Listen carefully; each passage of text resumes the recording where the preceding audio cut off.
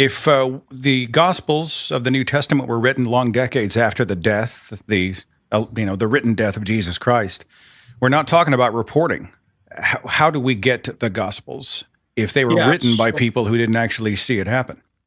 Well, so what you do, historians do the same thing with the Gospels that you do with any other book. If they want to talk about, any figure in Roman history, for example, if they want to talk about Pompey, for example, or Crassus or Brutus, they look at what kind of sources are available. And sometimes for ancient people, we have contemporary sources, but more commonly, we have sources that are decades or even centuries later. If you've got independent sources that did not collaborate with one another, but they absolutely are independent of one another, and they all mention the same figure, that is pretty good evidence that there was a figure.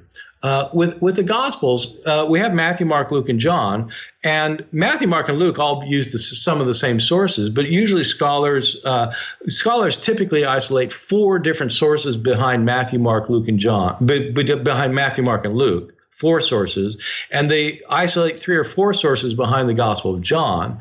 Paul had access to none of that stuff because Paul was writing before all that, and they didn't have access to Paul. You start adding up the sources, and you end up with 10 or 12 sources independently within a few decades that are all talking about this man Jesus. So if they'd all gotten it from one source, you'd say, well, somebody made it up.